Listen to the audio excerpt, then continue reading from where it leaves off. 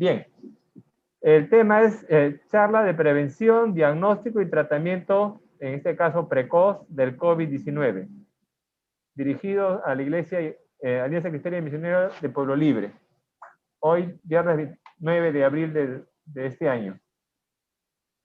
Sí, doctor, adelante. Bien, ¿qué necesitamos saber del COVID? Es una enfermedad producida por el virus SARS-CoV-2, como tal, no sirve de los antibióticos, que fueron creados, que fueron diseñados para eliminar básicamente bacterias, hongos, parásitos, no virus. Alrededor del 80% no hace mayor complicación, me refiero a la enfermedad al COVID, y solo pasa, o sea, sin hacer nada, pasa como un resfrío, una fuerte, digamos, gripe y se acabó, sin necesidad de tomar ninguna medicación. A lo más, uno para el dolor o la fiebre, igual que pasa con un resfrío. El uso de corticoides temprano, como la dexametasona, es lo que más produce complicaciones y muertes. Y lamentablemente eso es lo que más estamos viendo en la práctica privada. Como deben saber los médicos, cuando se desató hace un año el problema, salió, les exoneraron, les dieron licencia para que no trabajaran los que tenían factores de riesgo. Entonces, estos médicos no han sido capacitados, no han manejado pacientes con COVID y no saben su tratamiento porque este virus ocasiona una enfermedad totalmente diferente a todas las que yo he visto en mis 25 años de ejercicio en la carrera. Nunca he visto nada parecido. Supongo que sucederá lo mismo con los colegas que han dejado de acudir a los hospitales. Y como tal, no están en condiciones de atender a la población ni sugerir el tratamiento. ¿Por qué? Porque no lo han visto. Entonces estamos viendo que gran cantidad de recetas por médicos que ya están, que se han, digamos, retirado por lo que el Estado les dio la libertad, la licencia con goce, o sea, los han mandado a su casa con su sueldo normal para que no se expongan y no se contagien. Sin embargo, están atendiendo pacientes ya sea por teleconsulta o presencialmente y están perjudicando a la población porque no saben cómo tratarlo y la gente confía en que es un médico y lo está haciendo bien cuando no lo hace. Ese es un problema el corticoide, que es muy común en los médicos que no han visto esta enfermedad, el uso. Junto con la falta de oxígeno, el oxígeno sí es una realidad. Si no tiene oxígeno la persona y necesita, se va a morir. Es extremadamente contagiosa. Por tanto, el infectado o enfermo debe evitar contagiar a otros miembros de su hogar o amigos. Se sabe que 2 días antes del inicio de las molestias, los síntomas, el paciente, el infectado, ya está contagiando. En otras palabras, hoy me entero que soy sospechoso y me aíslo, pero 2 días antes, a los que los expuse a menos de medio metro y más de 15 minutos hablando directamente, ya lo he infectado, muy probablemente. Es por eso que casi siempre se encuentran por cada enfermo 2 o 3 más en su casa. ¿Por qué? Aún cuando se aisló, ya muy tarde, ya contagió. Peor todavía si sabiendo que está sospechoso, se mantiene en comunicación, sin usar mascarilla, sin protección de su familia, los va a contagiar a todos ellos. La mascarilla, tal como lo conocemos, protege a la población alrededor del enfermo, porque no tiene la suficiente, digamos, consistencia como para evitar que la persona común, al exponerse a un enfermo, se libre del contagio. Sirven más bien para que el infectado o el enfermo no contagie al resto que está a su alrededor. Ese es el concepto que debemos saber. O sea, el que usa el protector, la mascarilla, lo está haciendo por solidaridad, digamos, por proteger a su entorno, no por protegerse él. ¿Ya? Por tanto, el infectado o enfermo debe evitar contagiar a otros miembros de su hogar y familia. ¿Ya? La transmisión es a partir de las gotas o aerosoles que el infectado lanza o da al medio ambiente. Cada vez que hablamos, tosemos, estornudamos, nos comunicamos, estamos, sin darnos cuenta, eliminando saliva, microgotas de saliva, las cuales llegan a la cara, a la nariz, a la boca de una persona quien al cogerse la mano o inclusive abrir y cerrar la boca ya introdujo el virus a su interior. Y ya, dependiendo de su sistema inmunológico, ya se pudo haber contagiado. Esto es muy importante. Y también se aplica a ambientes cerrados, sobre todo, por ejemplo, los ascensores. Los que viven en ascensores que tienen que viajar para entrar a su domicilio por ascensor, deben tener una protección muy buena antes de subir por el ascensor, porque se permanece más de 3 minutos, nadie puede respirar, entonces va a inhalar, va a absorber el aire del entorno. Y si no tiene una buena protección y alguien tosió en ese ascensor, las gotas quedan vivas, las microgotas quedan, digamos, aerolizadas en ese ambiente hasta 3 horas. En otras palabras, es casi imposible que vive en previo multifamiliar que usa ascensor, no contagiarse si es que alguien tosió, estornudó, estando enfermo en ese ascensor. ¿Cómo deberíamos prevenir el contagio? A pesar de haber pasado más de un año de la aparición del COVID-19, solo se han encontrado 3 formas eficaces de evitar el contagio. 1. El distanciamiento social. ¿Qué significa eso? Mantenerse a una distancia entre persona y persona de más de 2 metros.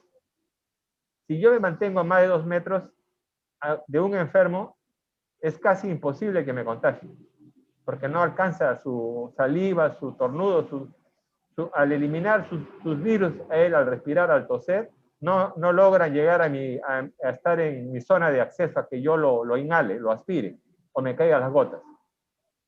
Segundo, el uso de la mascarilla, que tapa la nariz y la boca principalmente.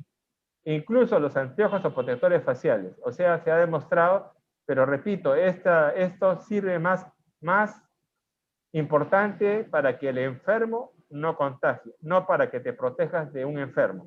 Eso la mayoría lo interpreta al revés. Para fines prácticos, lo importante es que lo use, sabiendo que no le sirve a él, pero lo que nos importa es que él, si está enfermo o infectado, no contagie al resto.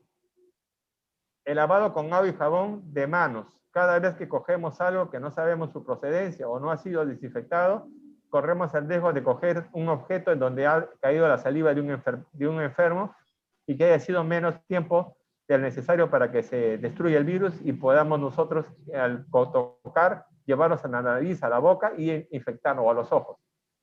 En caso de no disponer agua, en ese momento podemos usar el alcohol gel, pero eso sí un número limitado de veces, porque cuando ya se ve objetivamente que la mano está negra, está sucia, entonces ya pierde su eficacia el alcohol gel. Una vez más, mantener la distancia. Ya bien claro lo dice, para no poner en riesgo a otras personas. Esa es la utilidad. ¿En qué consiste el distanciamiento social? Una vez más, reitero. Debo evitar acercarme a otra persona a menos de 2 metros, pues esta persona podría estar infectada o infectado con el COVID y no saberlo. Otro aspecto que no lo he mencionado, dependiendo de los estudios, entre el 40 y 50%, vale decir, de 10 personas, 4 a 5, son asintomáticos, no tienen ningún síntoma o oligosintomático, tienen pocas molestias y nunca van a enterarse de que están con el COVID, pero sí están contagiando. ¿Ya? Entonces nunca sabemos si uno es el enfermo o no, o el infectado o no. En lugares donde es prácticamente imposible el distanciamiento, más de 2 metros de otra persona, por ejemplo, en el microbús, en el mercado, en fin, hay situaciones en que estás muy cerca de los demás, debe usar de todas maneras, como diríamos, sí o sí, el protector facial, además de la mascarilla. O sea, protección doble, el protector facial y la mascarilla. No hacerlo como muchos suben al micro, al ómnibus, suben y se lo sacan el protector, como si fuera adorno. Y encima se ponen a chatear o a zapear en su celular, exponiendo al resto a que él contagie, o a que él contagie a los restos de que viajan, o él ser contagiado por el resto. En lo posible, no viajar en automóvil. Claro, si la persona está sola no hay problema, pero si la persona se acompaña de alguien, a ese alguien ya hay un riesgo de que él le contagie al que transporta, o el que transporta le contagie al que maneja. Y si son más personas, más riesgo aumenta, ¿no? Y el espacio es muy cortito, el aire muy poco que circule. Entonces ahí se produce contagio. Ya, de hacerlo por necesidad, debe permanecer las ventanas abiertas y estar separados lo más posible el uno del otro. En el caso de los que viajan atrás en los dos extremos con la ventana abierta y con su protector y su mascarilla. ¿Ya? Jamás subir en el comis o minivan, esos que son chiquititos que uno para viajar tiene que agacharse, Esto es imposible. Tengo experiencias de colega que se contagió en una combi chiquita cuando fue a su trabajo, que es médico, y alguien estornudó. En su estornudo de él, a todos los que viajaban los contagió. Imagínense. Así de duro es esta enfermedad, así de terrible. No hay suficiente espacio y es mala la ventilación. Y de remate ni entra el sol, que también lo mata los rayos, ultravioleta lo matan. Pero ahí está, no hay nada, ninguna de esas cosas. No corre el aire ni entra el sol. Y entonces el virus se mantiene en el aire y todos los que están ahí viajando se aspiran, toman ese aire y se llevan al virus. Salvo que no tenga ventanas. Esto puede parecer una exageración. Si yo tuviera autoridad en la decisión de transporte, diría que todo, ya que esta gente tiene que trabajar, si van a trabajar solamente usan el parabrisas. Todas sus ventanas no debe estar puestos si quieren trabajar, porque no hay, de otra manera va a contagiarse, va a transmitir en ese micro, en esa combi, se va a propagar la enfermedad a otras personas. ¿Ya?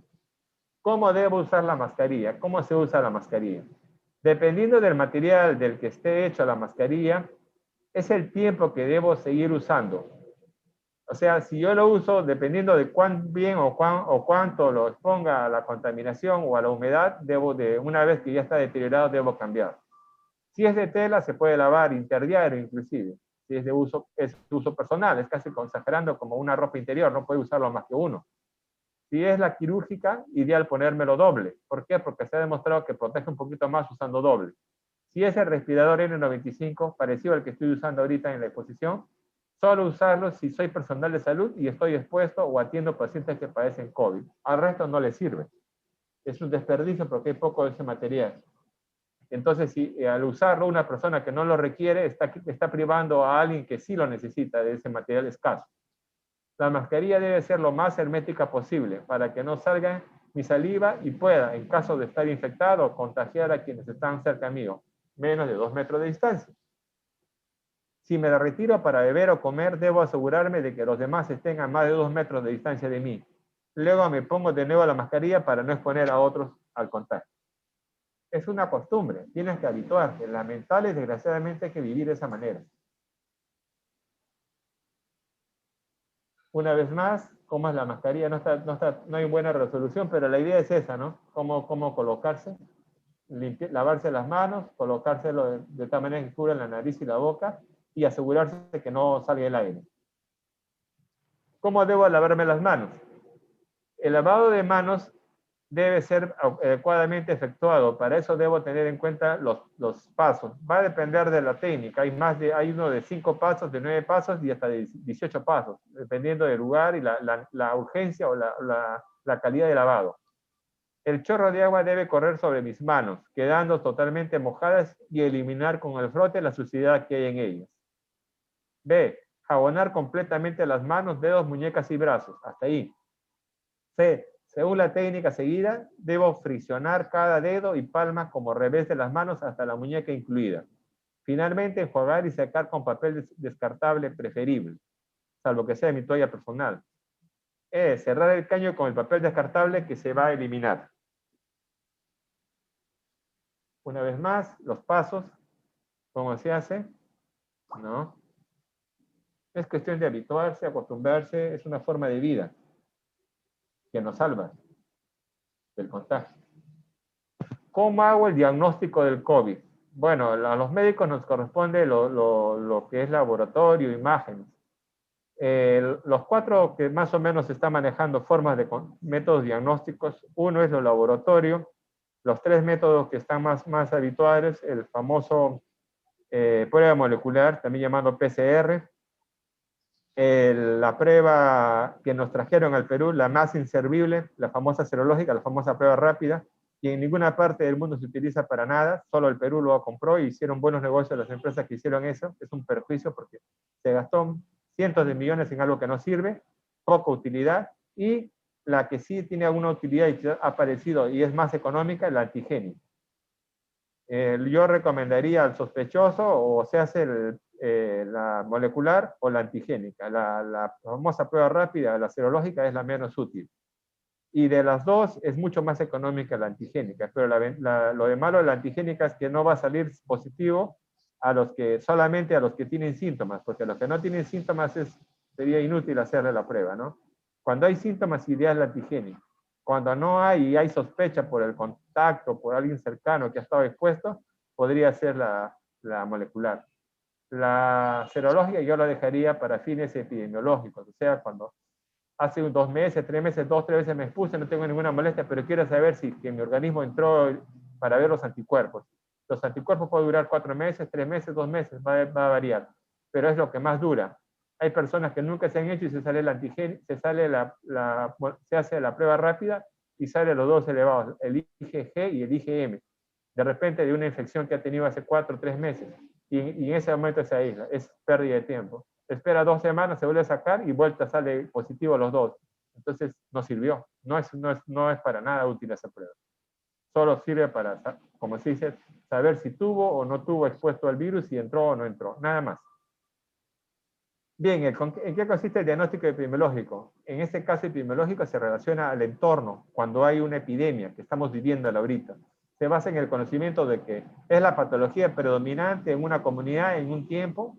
A grosso modo, eso lo hemos analizado algunos colegas, cuando en una manzana hay 3 o más casos, ya se considera que estamos en estado comunitario. O sea, hay tantos pacientes en la comunidad que cualquier persona que tenga esos síntomas debo sospechar que esté infectado por esta enfermedad.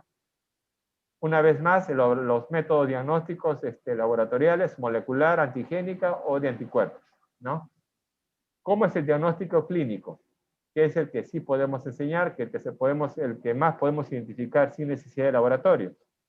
Se basa en las molestias que refiere el sospechoso y lo que se puede ver. O sea, lo que él dice y lo que se ve.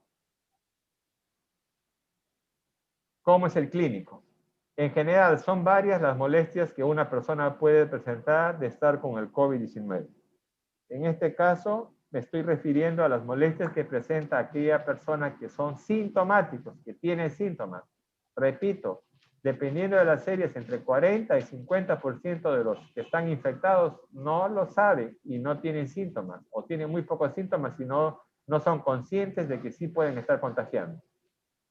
Uno es el alza térmica, persistente, generalmente mayor de 38 grados centígrados, más de 2 días de evolución. La tos, que es seca, incluso despierta al paciente, es de duración mayor de 2 días. Y el paciente no tiene asma o no tiene otra causa que pueda explicar esa tos. No la ha tenido antes. Tercero, y el más peligroso, porque ya significa que ya avanzó, cuando ya está llegando al pulmón, dificultad respiratoria, la famosa disnea, que se puede interpretar como opresión al respirar, fatiga, disconfort al tomar el aire, ahogos, etc. Hay otros síntomas, hay otros signos. La diarrea, el no oler bien, el no sentir sabor de las comidas, el escozor de la garganta, el dolor de cabeza, las náuseas, los vómitos, calambres, dolores en general. Todas estas molestias pueden presentarse. Pero las más importantes para el diagnóstico clínico es la alza térmica, la tos y la dificultad para respirar. 2 de los 3, casi en una zona donde ha habido otros casos, hay que pensar que es muy probable que sea un caso nuevo. Y esta es la tercera parte que quería enseñarles, cómo tratar el COVID. ¿Ya? La forma de tratar al que padece COVID va a depender de la edad. A partir de los 40 años aumenta la posibilidad. Entonces vamos a hacer una especie de selección en qué personas es más preocupante el manejo del COVID, que requiere ayuda. No lo podemos hacer así nomás aislándole, dándole agüita, dándole algo para la fiebre. Voy a seleccionar la población que no podemos manejar, que necesariamente tiene que ser vista en un hospital. Repito, no médico particular, salvo que sepamos con certeza que ese médico trabaja en un hospital que maneja pacientes COVID. De otra manera, va a ser como muchos que nunca han visto y van a hacer un tratamiento errado. Entonces, ¿en qué me preocupo? Quizás las personas menores de 40 años no representen ningún riesgo. En ellos es excepcional que ocurra algo, salvo que haya tenido un infarto previo, sea un síndrome de Down, alguna cosa que lo haga vulnerable a los menos de 40 años. De no tener ninguna enfermedad crónica o inmunosupresora, VIH también, ¿no? A los 40 años, entonces no habría mayor cosa, le pasaría como un resfrío. Pero, aumentando desde ahí para la edad, las posibilidades de complicación se incrementan en forma significativa. Por ejemplo, teniendo mayor significancia a partir de los 60 años. A los 60 años, es 3 veces más posibilidades de complicarse que a los 40 años. Si tiene más de 65 años, es 5 veces más se complica. Por decir, si a los 40 se complica 1 de 100, a los 65 se complicarían 5 de 100, ¿no es cierto? Y así sucesivamente. Si a los 40, por decir más real, se complican 2 de 100, a los 75 se complican 20 de los 75. O sea, bien alto. O sea, 75 en su casa, lo más probable es que se muera. 85 es 20 veces más posibilidad de complicarse. Si es una persona con otras enfermedades previas importantes, lo que le dije, además de la edad, como diabetes, hipertensión, obesidad, que sean cardiológicos, que tengan una patología del corazón, que tengan una patología de la conducta mental, o que hayan tenido o tengan cáncer, o alguna insuficiencia renal, hepática, cardíaca, lo que sea, estas personas tienen más riesgo de complicarse y más riesgo de morir. Por eso estos deben ser manejados institucionalmente por médicos que manejan esta enfermedad, no por los médicos que se fueron del hospital. Si ha habido muertes en familiares directos por COVID, es otro factor de riesgo. La genética se ha demostrado que es un factor de riesgo importante. Si su hermano se murió, su primo se murió, ni hablar. Esta persona tiene que ser manejada institucionalmente, el riesgo de muerte es bien alto. Si es varón, eso es lo de malo también para los varones, tiene más riesgo que si es mujer. Un ejemplo es en los médicos. Se han muerto algo más de 300 médicos, de los cuales 290, cerca de 290 han sido hombres y 10 a 15 mujeres, o sea, es casi 10 a 1. Es mucho más vulnerable el hombre que la mujer de morir. ¿Ya? Edad de que padece el COVID. Según la reglamentación en nuestro país, el tener más de 65 años es un riesgo importante de complicaciones y muerte al padecer COVID. Aunque en otros países dan 60, pero bueno, en nuestro lo han establecido en esa edad. En los de 85 más años el riesgo es muy alto, ya lo vimos anteriormente. Si a la edad se suma alguna patología crónica, también estamos repitiendo, estaremos incrementando las posibilidades de requerir hospitalización y apoyo ventilatorio, ya sea con sistemas de alto flujo de oxígeno, como el de uso de máquina de ventilación mecánica. Incluso en estos pacientes, a pesar de darle todo, el riesgo no acaba cuando ha superado el COVID. Muchos pacientes que hemos trabajado 2 o 3 semanas, cuando ya estamos pensando en alta, hace un infarto de corazón, hace una falla hepática, hace un DCB, hace alguna complicación. O sea que su comorbilidad es un factor de riesgo no solamente durante la enfermedad, sino también inmediatamente después de pasado la etapa aguda. Enfermedades prevenibles previas al COVID. Desconozco la experiencia de otros servicios u hospitales, pero en mi servicio, donde yo laboro en neumología, los que más fallecen son los obesos, sobre todo los índices de masa corporal mayor de 40. Incluso el sobrepeso ya es un riesgo mayor que el promedio. Otro factor de riesgo o mayor severidad del COVID es el padecer diabetes mellitus, más todavía si no han tenido un buen control. El ser hipertenso es otro factor de mal pronóstico. Peor todavía si su hipertensión no ha estado bien controlada, o sea, si la presión ha estado alta, ¿no? El padecer arritmia, infarto previo, fibrilación u otra condición es otro factor de riesgo que se suma. El padecer psicosis, esquizofrenia u otra enfermedad mental es otro factor de riesgo para la mala evolución. El haber sido anteriormente diagnosticado de algún tipo de cáncer, así se haya tratado, es un factor de riesgo. Muchos pacientes por el COVID-19 debutan su cáncer. O sea, al momento de diagnosticar el COVID, nos damos con la sorpresa de que también tiene cáncer. Igual también los diabéticos, igual también los hipertensos. Debutan con el COVID. Las insuficiencias son otros factores de riesgo y mala evolución, ya sea hepática, renal, cardíaca, mental, retardo mental, síndrome de Down, etc.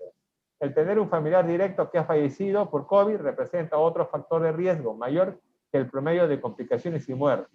Finalmente, y no por eso menos importante, el ser varón es mayor el riesgo. Esto se ve fácilmente en los médicos, por ejemplo, casi 10 a 1 entre varones frente a mujeres.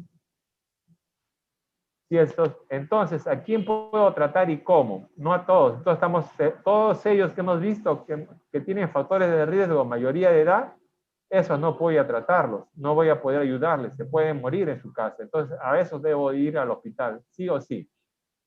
Si el sospechoso tiene factores de riesgo, definitivamente deben ser manejados por un médico. Ideal que vea COVID, y ese está en el hospital. y no sea de los que fueron exonerados por edad o por morbilidad. Estos no han tratado, les repito, no han tratado. Al resto podría ayudar en su tratamiento siempre y cuando no se complique. O sea, al resto de personas que no tengan comorbilidad, saturación menor de 93, eso se ve con el pulsosímetro, frecuencia respiratoria mayor de 25 por minuto, trastorno de conciencia, desmayo, convulsiones. A estos, al momento de tenerlo, inmediatamente debo transferir también. Debo ir a un hospital.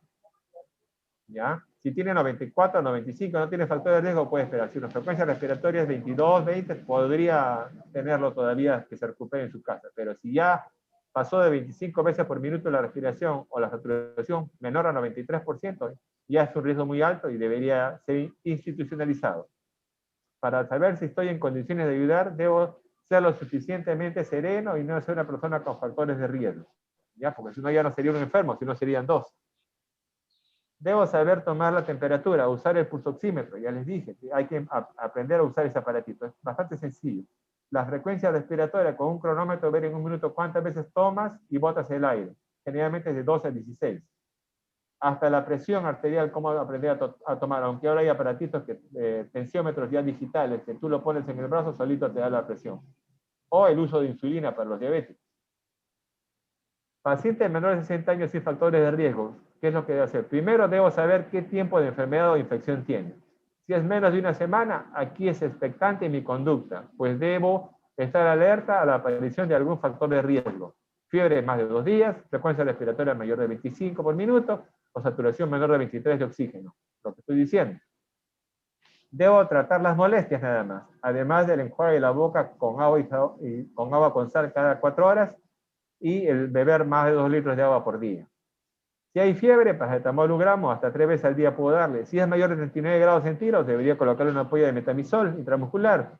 Malestar que no pasa con el paracetamol, yo puedo usar otros AINES, el Celecoxib, 200 cada 12, el Meloxicam 15 miligramos con el almuerzo, el naproxeno 500 miligramos cada 12 horas, en fin, el AINES que conozca o que haya usado antes, evitando que si eres alérgico al AINES no puedes usarlo. Hay mucha gente alérgica al AINES. Tos, sedar la tos, dijimos que la tos puede ser muy exigente, podemos sedarla con el jarabe trometofano, que es el más común de venta libre, 10 centímetros cúbicos cada 8 horas por unos 5 días. Diarrea, algunos pacientes debutan con diarrea, hay que darle sal de rehidratación oral de acuerdo a lo que pierde, se ocupa y se toma su vaso o 2 vasos de agua y así. Molestias en garganta, con cualquier antihistamínico, loratadina, cetirizina son los más frecuentes y los más habituales y los más baratos en el mercado. Cuando tiene más de una semana, importantísimo saber cuándo empezó, ¿no es cierto? Debo vigilar las funciones vitales, la saturación, el pulso, la frecuencia respiratoria, la temperatura, y si es posible, la presión arterial. En caso la saturación esté por debajo de 93 de oxígeno, debo transferir, o si la frecuencia respiratoria es mayor de 25, también debo transferir. O el sensorio, está alterada la conciencia, también debo transferir. ¿Puedo seguir ofreciendo los AINES en la segunda semana? Claro que sí, siempre y cuando no le haya chocado y le quite la fiebre y el malestar, puede seguir usándolo. Si no tiene molestias digestivas, el sedante, la tos igual, la hidratación igual, la dieta blanda fraccionada, 5 veces al día, poco a poco, sin condimentos, una dieta blanda. Si hay saturación menor a 92, debo transferir inmediatamente. Si no puedo, o sea, porque está copado o es muy lejos, o bueno, o la familia cree que no va a tener mucha opción en el hospital, conseguir suplemento de oxígeno, ya sea por balones, concentradores de oxígeno, se alquila y mantener sobre los 23 la saturación con cualquier dispositivo de oxígeno. Eso era básicamente lo que quería transmitir a la iglesia rápidamente a fin de poder este problema de salud manejarlo de la mejor forma para evitar complicaciones o muerte de sus familiares. No sé si tengan preguntas. Muchas gracias. Sí, doctor, muchas gracias por la exposición, muy claro todo el tema de prevención. Sí, podemos, si usted tiene un poquito más de tiempo, si alguno de los pastores que están escuchando pueden hacer alguna pregunta. Augusto, buenos días, soy el pastor Buenas. Saúl. ¿Qué tal, Gracias pastor? por la exposición. Una pregunta. ¿A qué se debe de que los hombres tienen el mayor porcentaje de fallecer con el COVID que las mujeres? ¿Qué es lo que marca la diferencia entre el hombre y la mujer ahí? Genéticamente parece que hay en el cromosoma X, los hombres y las mujeres nos diferenciamos por el cromosoma, el hombre es XY, la mujer es XX. En algunos varones ese cromosoma X, porque solamente tiene uno, ¿no? No está tan bien, el que estaba, digamos, genéticamente preparado para defendernos de los virus. En cambio, la mujer, como tiene dos, es como decir, el hombre tiene una sola pistola, la mujer tiene dos. Si la pistola del hombre le falla a la una que tiene y la mujer tiene dos, pues le falla una, le queda la otra. Entonces, es más probable, es digamos, es una de las hipótesis de por qué hay más letalidad en los varones que en las mujeres. ¿Tendrán otra pregunta? Doctor, Alfonso Insúa le saluda. Buenos ¿Qué días. tal? Buenos días. En cuanto a si la saturación, si yo me la estoy midiendo por algún tipo de peligro de haber tenido contacto, siempre no debe estar menos de 93, ¿no es cierto? Lo normal... Así es. Normal es, menos de... normal es 95 a 100 en el nivel del mar. Ya. Y en cuanto a las palpitaciones, las palpitaciones por revoluciones por minuto, ¿cuál es lo normal? ¿65, 70 es lo normal? El pulso normal dependiendo, en promedio 60, 90. Si eres deportista puedes tener 50, 55. Ya, pero ya menos de, o sea, ya 25 ya hay que... No. Estamos hablando del pulso, lo que se toma en el pulso, lo que es el latido cardíaco, que vendría a ser el pulso. La fuerza con que, ese es estamos hablando del pulso. El pulso oxímetro te da los dos valores, te da la saturación y te da el pulso. Sí. Por eso que ves 96, 97 y el otro valor te sale 70, 75. Sí, el segundo valor es el pulso. Ok.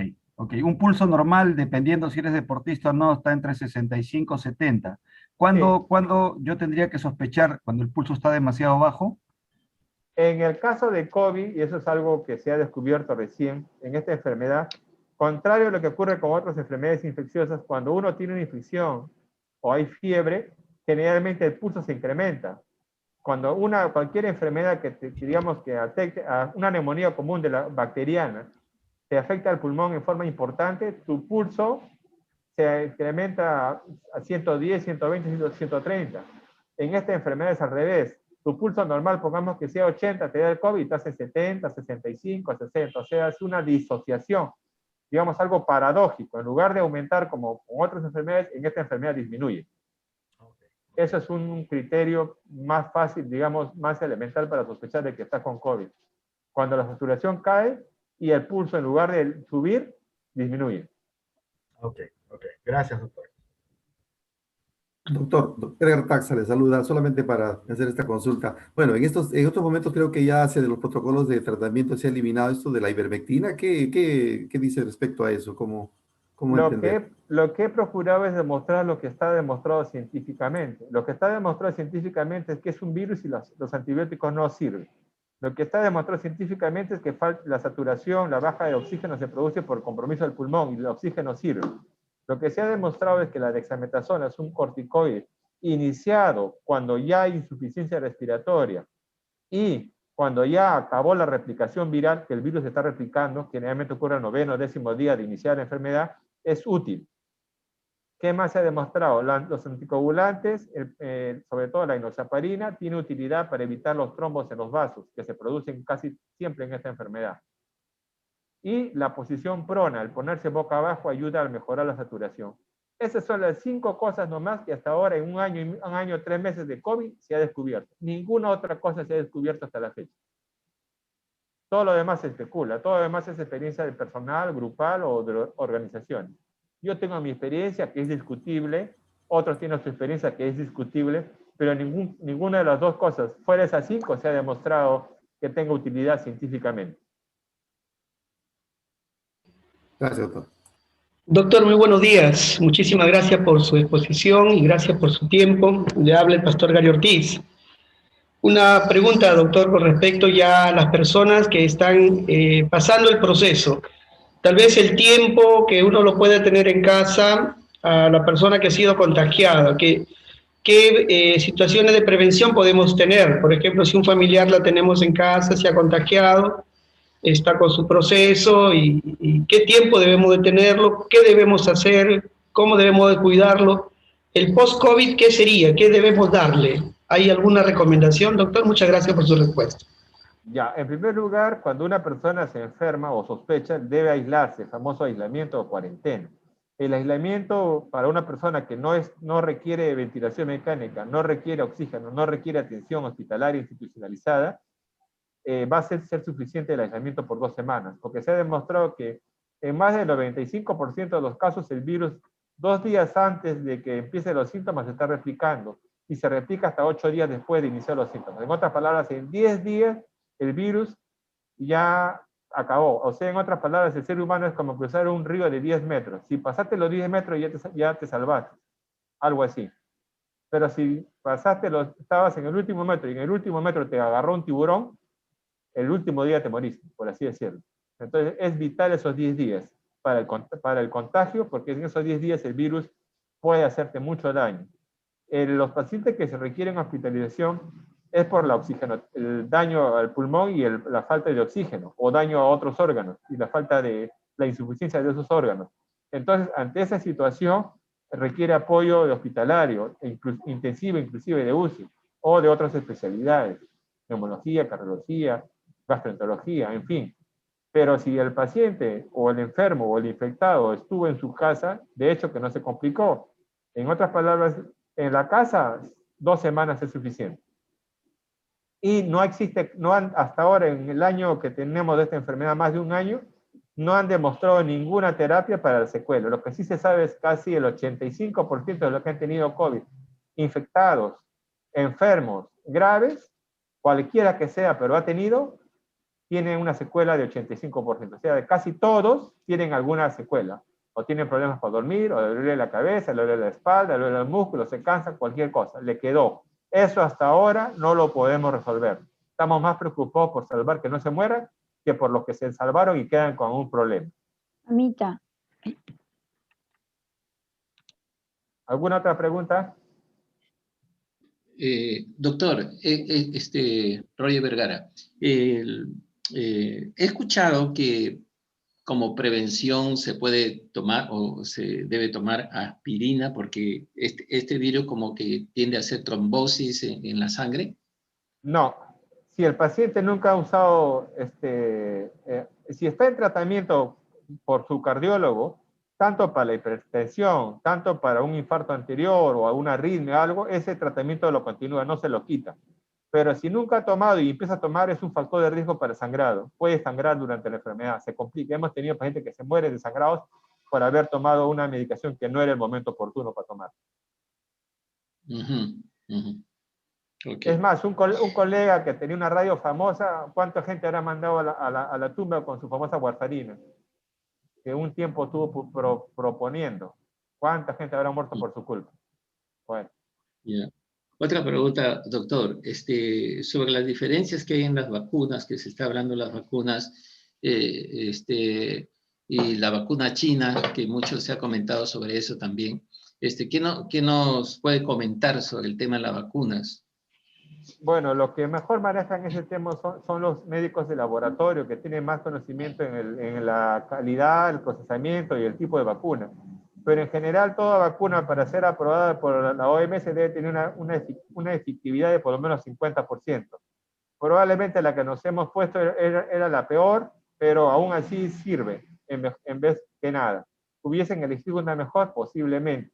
Si hubo interés y hubo negociación en las autoridades, posiblemente. ¿Hubo corrupción? Bueno, estamos en el Perú, no nos sorprende a nadie. Pero de cualquier manera, ponerse cualquier vacuna a nada es mejor, ponerse. Ahora, la mejor, cada uno tiene su pro y su contra, ¿no? Probablemente las mejores sean las que tienen mayor eficacia, que lo llaman, 95, 98, 99%. Ahí están la Moderna, ahí está la Pfizer, ahí está la Sputnik. Probablemente entre ellas esté la mejor de las vacunas. Doctor, buenos días. Patricia Vergara, una pregunta. Hay un paciente COVID que ha quedado con secuela de la tos puede seguir Yo contagiando. tengo miles. Ya le expliqué en la exposición anterior que una vez que el paciente pasó 2 semanas, 95% de posibilidades que ya no contagie. Si estuvo en UCI, probablemente, si estuvo en UCI, salió de UCI, probablemente esperaría 2 semanas, porque en algunas poblaciones, sobre todo los que mueren o los que van a UCI, pasa las 2 infecciones estándar y pueden reproducirse el virus hasta 3 semanas, otros dicen hasta 1 mes. Pero si ya tuvo 2 meses, pues siendo un ser humano, es imposible que el virus aún esté replicándose en él y pueda contagiar. Gracias, doctor. Bien, si no hay más preguntas, tengo otras tareas que resolver porque estoy en horario de trabajo. Doctor, muchísimas gracias por habernos ilustrado tan bien sobre todo el tema de la prevención. Le agradecemos, que tenga buen día, que Dios le siga guardando también a usted y a su familia. Muchas gracias, para servirles. Bendiciones. Muchas gracias, doctor Augusto. Gracias, doctor Augusto. Dios le bendiga. Gracias, doctor. Muchas gracias, doctor.